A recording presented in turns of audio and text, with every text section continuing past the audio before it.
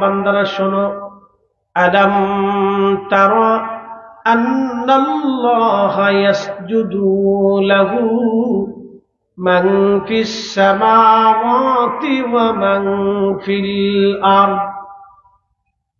আমার রব ডেকে বলতেছে, হে বান্দা, আমি আমার রাসূলকে ডাক দিয়ে বললাম, হাবিব আপনি কি লক্ষ্য করেন নাই আসমান জমিনের মধ্যে যাহা কিছু আছে সব কিছু আমি আল্লাহকে সিজদা দেয়। একবার জোরে বলা যাবে কি আল্লাহু আকবার।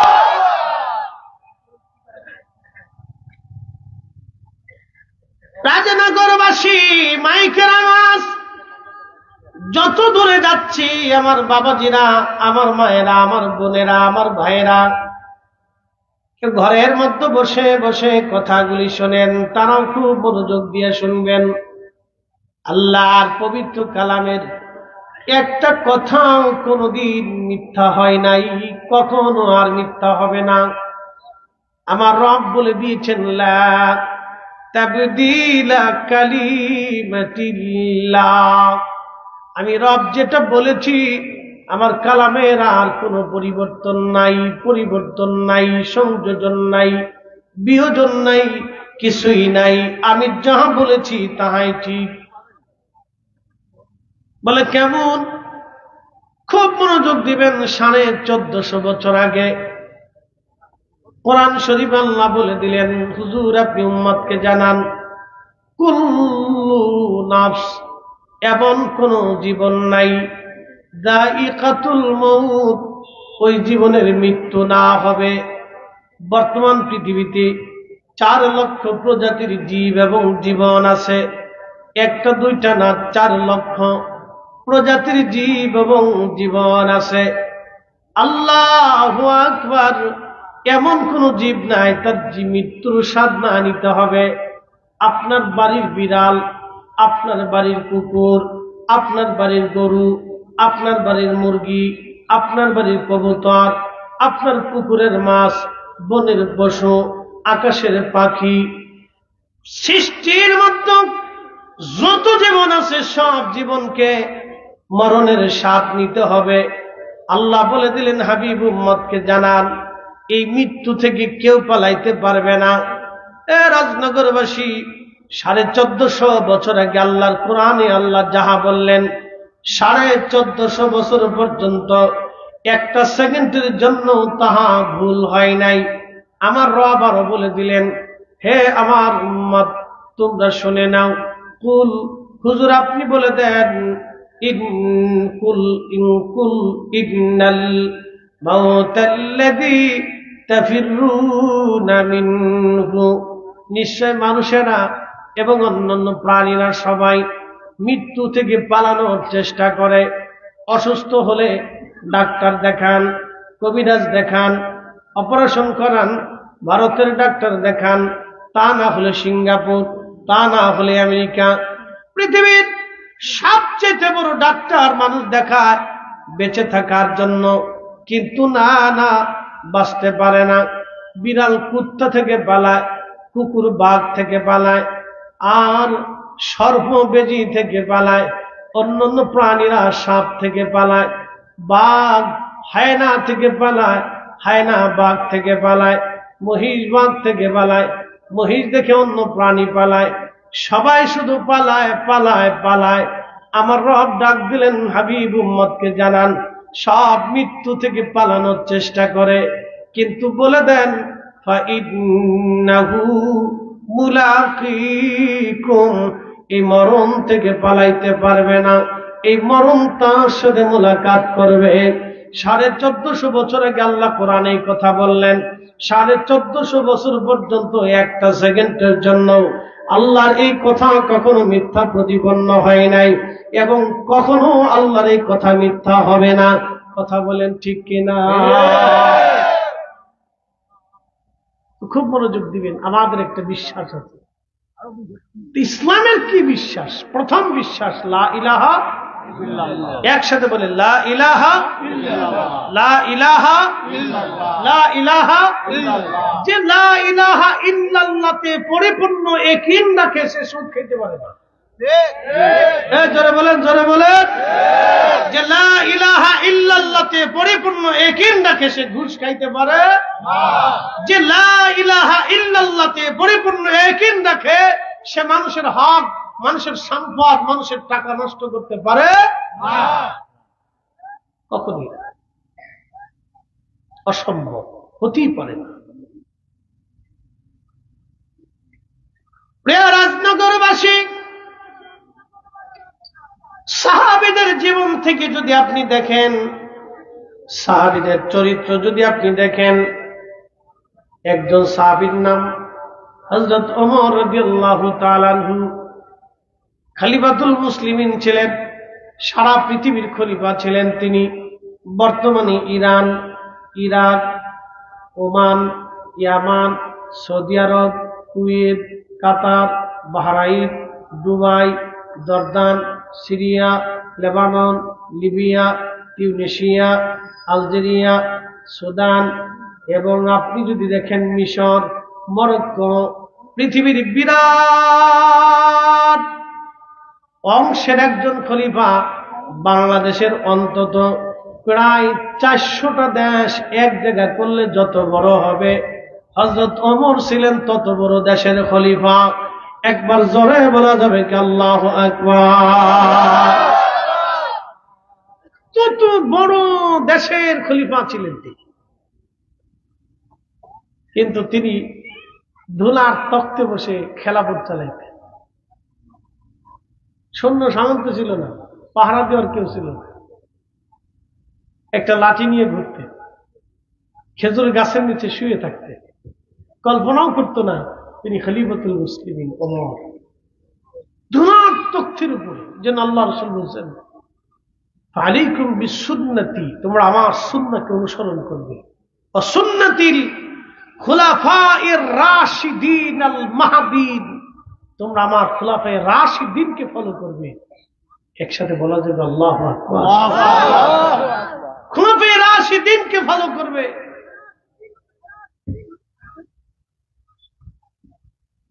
প্রিয় রাজনগরবাসী, হযরত ওমরের আগে একজন খলিফা ছিলেন, তার নাম আবু বকর।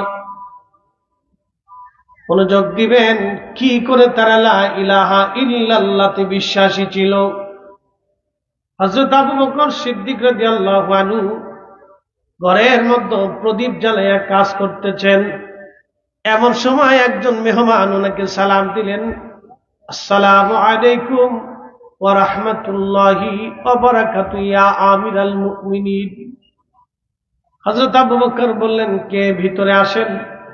ভিতরে যখন ঢুকলেন, সাথে সাথে হযরত আবু বকর বাতি বন্ধ করে দিলেন, আবার নতুন একটা বাতি জ্বালাইলেন, চেরাগ জ্বালাইলেন। আগে তো এরকম বৈদ্যুতিক পাখানা, বৈদ্যুতিক বাতি না, আমাদের প্রত্যেকের ঘরে ঘরে কেরোসিনের বাতি ছিল, কি ঠিক কিনা? কেরোসিনের বাতি। এখন তো সারা রাজনগর ঘুরলে কেরোসিন পাওয়া বিরাট মুশকিল হবে। বাংলাদেশে যদি একটানা 15 দিন কারেন্ট বিদ্যুৎ না থাকে তো বাংলাদেশে হইচই লেগে যাবে। কেরোসিনের দুর্ভিক্ষ লাগবে, কেরোসিনের দুর্ভিক্ষ। কেরোসিনের দেশে নাই, খুঁজেই পাওয়া যায়। বাতি জ্বালাইয়া খলিফাতুল মুসলিমিন নতুন আরেকটা বাতি জ্বালাই। ভালো করে বুঝবেন, নতুন বাতি যখন জ্বালাইলেন, মেহমান ডাক দিয়ে বলেন, ইয়া আমিরাল মুমিনিন, আগে তো বাতি জ্বলতেছিল, আগের বাতি কেন বন্ধ করে দিলেন? নতুন বাতি কেন আপনি চালাইলেন? খলিফা ডাক দিয়ে বলতেছে, আল্লাহর বান্দা, তুমি আমার মেহমান। আগের বাতি ছিল সরকারি বাতি, এই বাতির তেল ছিল বাইতুল মাল থেকে আমার জন্য বরাদ্দ, ওই বাতিটাও বাইতুল মাল থেকে আমার জন্য বরাদ্দ। ওই বাতির কাজ ছিল, ওই বাতি দিয়ে খেলাফতের কাজ আমি করতাম, রাষ্ট্রের কাজ করতাম। আর এখন যে বাতি জ্বালাইলাম এটা আমার ব্যক্তিগত বাতি, কারণ তুমি তো রাষ্ট্রের মেহমান না, তুমি আমার ব্যক্তিগত মেহমান। ব্যক্তিগত মেহমানকে রাষ্ট্রের বাতি দিয়া, রাষ্ট্রের চেরাগের তেল খরচা করে আমি আমার ব্যক্তিগত মেহমানের সাথে সময় ব্যয় করতে পারি না, তার প্রয়োজনে রাষ্ট্রের অর্থ আমি নষ্ট করতে পারি না। আমি আবু বকর যদি আজকে দুনিয়ার তোমার আমার নিজের ব্যক্তিগত মেহমানকে যদি বাইতুল মালের অর্থ দিয়ে যদি আমি মেহমানদারি করি, আমি আবু বকর কিয়ামতের ময়দানে আল্লাহর কাছে কি জবাব দিব? অথচ সেই দিন তিনি মালিক ইয়াউমিদ্দিন, বিচার দিনের মালিক। একবার জোরে বলা যাবে কি আল্লাহু আকবার? তেলের গাড়ি তেলে চলে,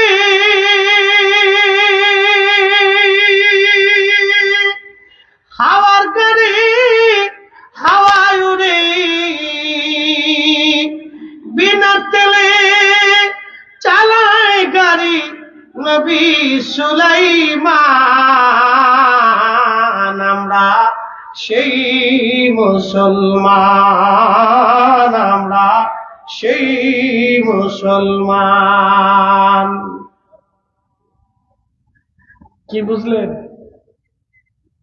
হযরত আবু বকর আল্লাহকে এতটা ভয় করলেন, তিনি লা ইলাহা ইল্লাল্লাহ, আল্লাহ ছাড়া আর কোনো মাবুদ নাই, এই কথায় যদি কেউ পরিপূর্ণ বিশ্বাস করে তাহলে সে কখনো ঘুষ খাবে না, অন্যায় করবে না।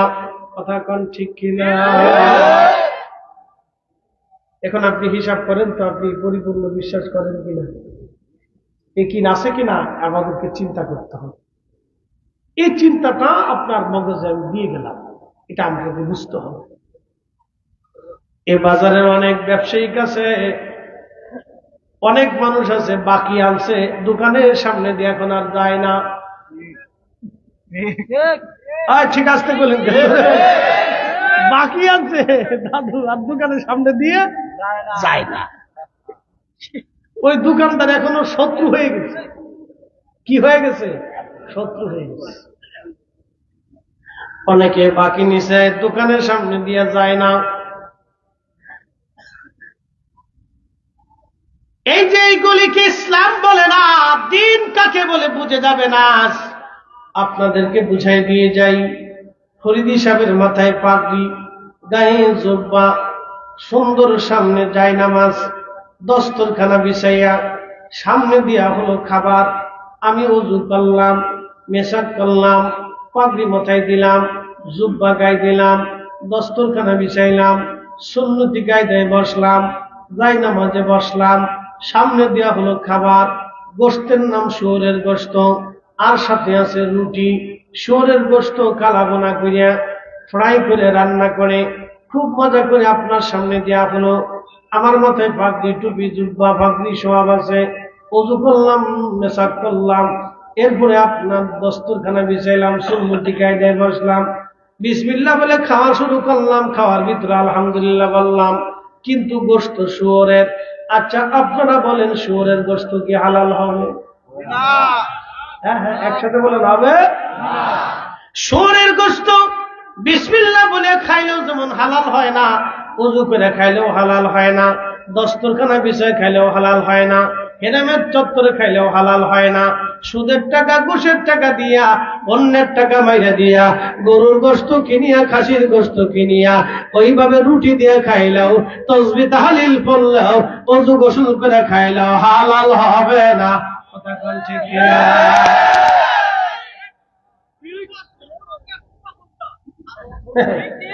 লাস্টের প্রধানই এখন শুরু হয়ে গেছে। আর তা কইলাম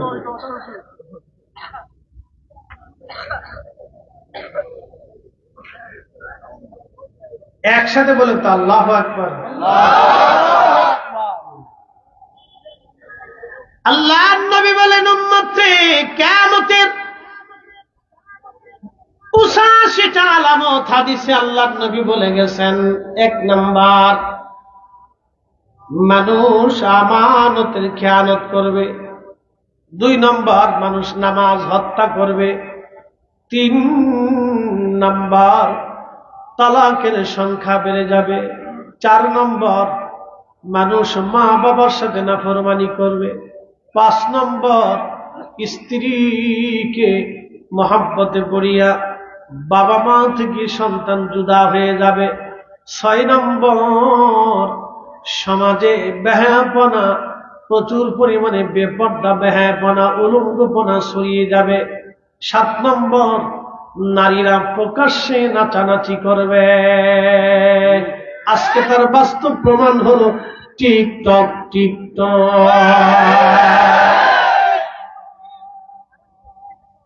আমি এখন দেখি বুরকা পরেও বেরিয়ে আছে।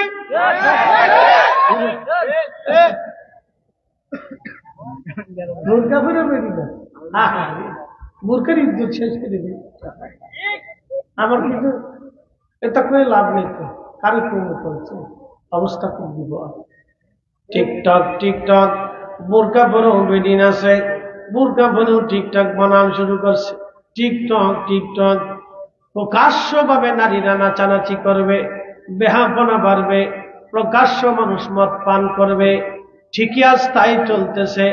তালাকের সংখ্যা বেড়ে যাবে, পরকীয়ার সংখ্যা বেড়ে যাবে, জেনার সংখ্যা বেড়ে যাবে, প্রকাশ্য মানুষ জেনা করবে। জগন্নাথ জাহাঙ্গীরনগর আর ঢাকা ইউনিভার্সিটি থেকে শুরু করে আরকে পার্কে, আন্দরে বান্দরে সান্দরে, যেখানেই সেখানে, আর সমুদ্রের পারে আর নদীর ঘাটে, জায়গায় জায়গায় কাতি মাসের কুত্তা যেমন পাগল হয়, আমাদের দেশের ফুলাপান এরকম পাগল হয়ে গেছে। ক্লিয়ার না? ভেতর হচ্ছে ভাই। কিয়ামতের আলামত। কিসের আলামত? যারা বলেন কিসের আলামত? মানুষ প্রকাশ্যে ভাবে নেশা করতেছে, কিয়ামতের আলামত। কথা ঠিক কিনা? বড় বড় শহরগুলিতে প্রকাশ্যে নেশা হয়, কিয়ামতের আলামত। যদি আপনি চলে যান আদালতে যায় দেখবেন হাজার হাজার ডিভোর্স, শত শত ডিভোর্স সারা বাংলাদেশে। প্রত্যেক বছরে হাজার হাজার ডিভোর্স হয়। কাজী সাহেবকে জিজ্ঞেস করবেন, কাজী সাহেব বিয়ে পড়ান কেমন?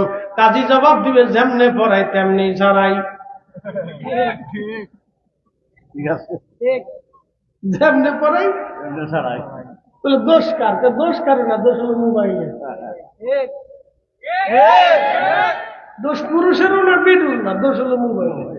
ভুলে মেসেজ চলে গেছে, ভুলে মেসেজ চলে গেছে, মেসেজ ডোরপ করছে। মেসেজ এখন ডোরপ করে, মেসেজ কি চলে যায়? ভুলে মেসেজ ডোরপ করছে, মেসেজ ডোরপ করছে। শোনেন, আমরা বেহাপনার একবার শেষ সীমা পর্যন্ত পৌঁছে গেছি। উপস্থিতি খুব মনোযোগ দিয়ে কথা শুনবেন। আল্লাহ নবী আরো বলে দিলেন, সারা পৃথিবীতে সুদ এমন ভাবে বাড়বে, আমার উম্মত সুদ থেকে মুক্ত হতে পারবে না। কেউ সরাসরি সুদের ব্যবসা করবে, কেউ সুদের সাথে লেনদেন করবে, কেউ সুদ লেখালেখি করবে, কেউ সুদ খাইতে উৎসাহিত করবে, যেমন এনজিও। কথা কন না কা? নাম কি? আল্লাহ নবী বললেন, সরাসরি সুদ খাবে যেমন একটা ব্যাংক, তারা একটা এনজিও। সরাসরি সুদ খাবে, না হয় সুদের কারবারি করবে, না হয় ব্যবসা করবে, আর না হয় সুদে আল্লাহর সাথে বন্ধুত্ব করবে, আর না হয় লেনদেন করবে, আর নয় উৎসাহিত করবে। সারা পৃথিবীতে আমার উম্মতের মাঝে সুদ ছড়ায় যাবে। আমার উম্মত সুদ থেকে মুক্ত হতে পারবে না। সুদ আল্লাহর সাথে নয় আত্মীয়তা হবে, আর না হয় বন্ধুত্ব হবে, আর নয় সমাজ সমাজ হবে, আর না হয় খাওয়া দাওয়া হবে, আর না হয় উঠা বসা হবে। আমার উম্মত কোনো না কোনো মাধ্যম দিয়া সুদের সাথে জড়ায় যাবে, কেউ সুদ থেকে মুক্ত হবে না। আল্লাহ নবী 1450 বছর আগে যা বলেছেন, ওয়াসাদাকা রাসূলুহুন নবিয়্যুল হাবিবুল কারীম, আমার নবী একটা কথাও মিথ্যা বলে নাই। রাসূল যাহা বলেছে তাহাই হচ্ছে, আগামীতে তাহাই হতে থাকবে। কথা কোন ঠিক কিনা?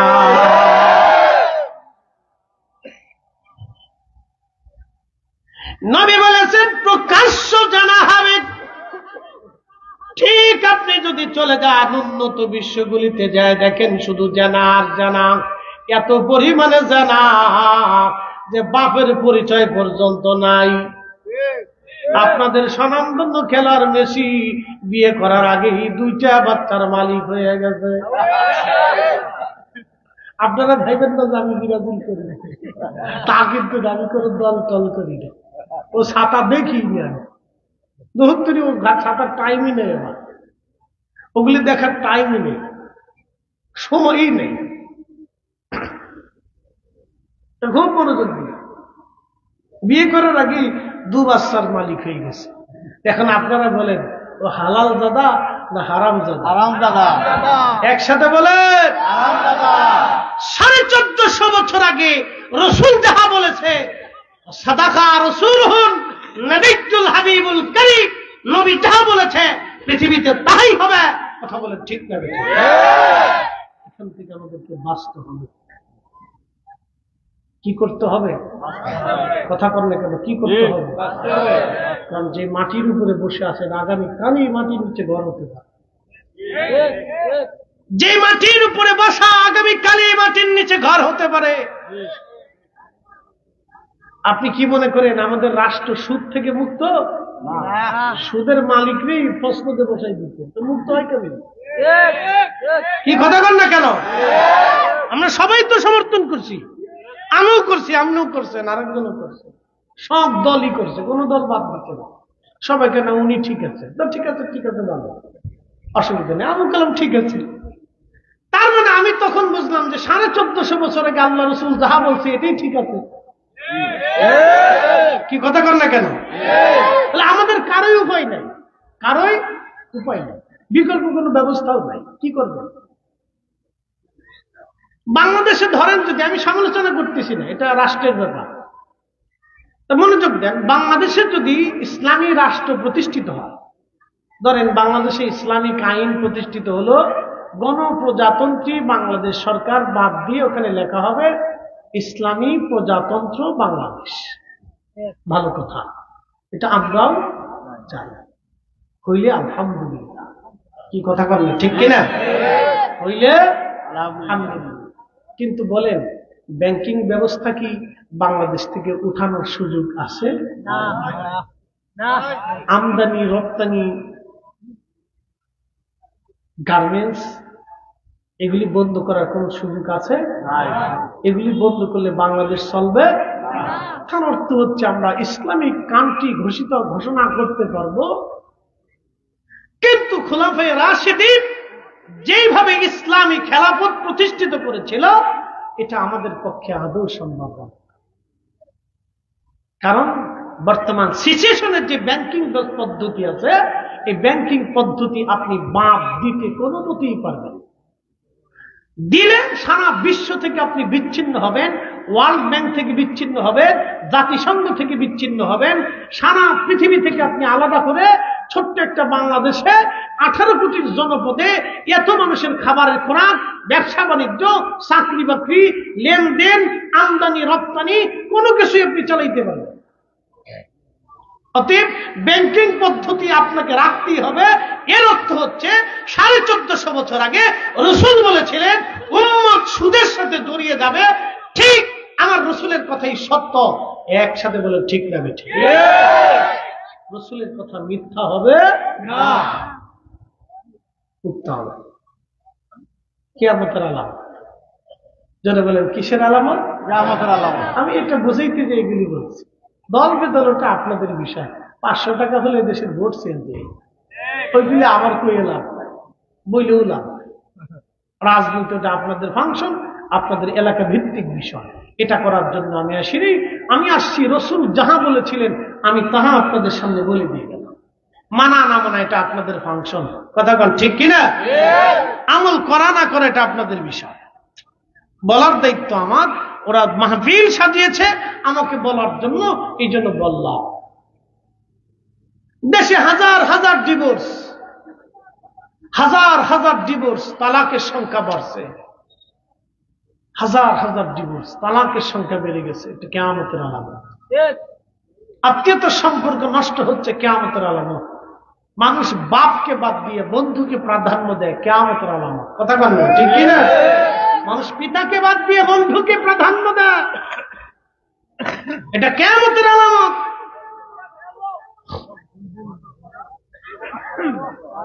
প্রিয় উপস্থিতি, আচ্ছা ওনার একটু সুযোগ দিই, আমরা একটু সুযোগ দিই, উনি একজন একটু সুযোগ দিই, উনি দেরিতে আসছে তো, উনি তো আমাদের একটা ভাই, কি করার আছে, এখান থেকে হয়তো ওনার কোনো রুটি রুজি আসছে। একটু দূরে শুয়ে পড়ি। আল্লাহুম্মা সাল্লি আলা মাওলানা মুহাম্মাদ ওয়া আলা আলি সাইয়্যিদিনা। হয় না? আরো জোরে বলেন আল্লাহুম্মা সাল্লি আলা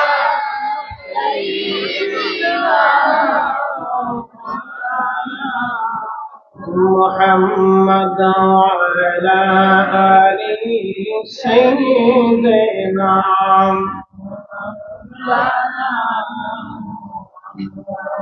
তুমি মোদের আশার আলো, তাই তো তোমায় বাসি ভালো। তুমি মোদের আশার আলো, তাই তো তোমায় বাসি ভালো। হৃদয় নামের ফুলদানিতে, হৃদয় নামের ফুলদানিতে গেঁথে রেখেছি প্রেমের মালা। ইয়া রাসূলুল্লাহ ইয়া হাবিবাল্লাহ, ইয়া রাসূলুল্লাহ ইয়া হাবিবাল্লাহ, ইয়া রাসূলুল্লাহ। লা ইলাহা ইল্লাল্লাহ, জোরে লা ইলাহা ইল্লাল্লাহ, লা ইলাহা ইল্লাল্লাহ, লা ইলাহা ইল্লাল্লাহ, লা ইলাহা ইল্লাল্লাহ মুহাম্মাদুর রাসূলুল্লাহ সাল্লাল্লাহু আলাইহি ওয়াসাল্লাম। একসাথে জোরে বলি আল্লাহু আকবার। বন্ধু খুব মনোযোগ দিবেন। বলছিলাম আহা, হযরতে আবু বকর সিদ্দিক রাদিয়াল্লাহু তাআলা আনহু, তিনি আল্লাহর ভয়ে আখিরাতের চিন্তায় বাতি বন্ধ করে দিলেন। এই জন্য কোরআন আল্লাহ বললেন, রাদিয়াল্লাহু আনহুম ওয়া রাদু আন, আমি আল্লাহ তাদের উপরে রাজি হয়ে গেলাম, তারাও আমি আল্লাহর উপরে রাজি হয়ে গেল। যালিকা লিমান খাশিয়া রাব্বা, এই জন্য আমি আল্লাহ তাদের উপরে রাজি হয়ে গেলাম, কারণ তারা আমি আল্লাহকে ভয় করত। সাহাবীরা আল্লাহকে ভয় করত যেইভাবে, ওইভাবে আমাদেরকে ভয় করা লাগবে আল্লাহকে। খুব মনোযোগ দিবেন। বলছিলাম ইসলামী বিশ্বাস, হিন্দু সনাতন ধর্মের যারা আছে তাদের একটা বিশ্বাস আছে। তাদের বিশ্বাস হলো তারা পুনর্জন্মে বিশ্বাসী, অর্থাৎ তাদের বিশ্বাস হলো যদি দুনিয়াতে তারা ভালো কাজ করে যায় তাহলে ভগবান তাদেরকে আবার পৃথিবীতে পাঠাবে, বাচ্চা বানাবে, জ্ঞানী বানাবে, গুণী বানাবে। এটা হলো তাদের ধর্মের বিশ্বাস। আর যদি তারা দুনিয়াতে খারাপ কাজ করে যায় তাহলে ভগবান তাদেরকে আবার পৃথিবীতে পাঠাবে, কুত্তা বিলাই করে তাদেরকে দুনিয়াতে পাঠাবে। এটা হলো সনাতন ধর্মের বিশ্বাস। আমি কোনো বিশ্বাসকে হাই করব না, সেটা তার বিশ্বাস, তার কাছে আছে। কিন্তু আমাদের ইসলামের বিশ্বাস হলো কোনো ফিরে আসার আর সুযোগ নাই। একবার কবরে চলে গেছে, দুনিয়াতে আসার আর কোনো রাস্তা নাই। কথা বলেন ঠিক কিনা? ওয়ালাই ইউআখিরুল্লাহু নাফসান ইযা জাআ আজালুহা।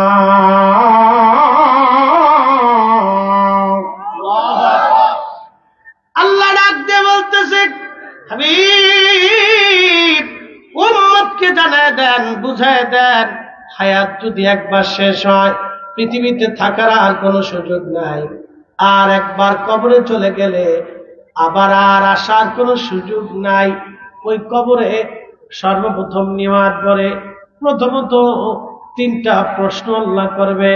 মার রাব্বুকা ওয়া মা দীনুকা মা কুনতা তাকুলু ফি হাক্কি হাযার রাজুল। রাজনগরবাসী, আমার কথা হচ্ছে, আজকে রাত্রে যদি আপনি মারা যান, আমি যদি মারা যাই, কালকে সন্ধ্যার আগেই আমাদেরকে দাফন করা হবে। বলে কারণ কি?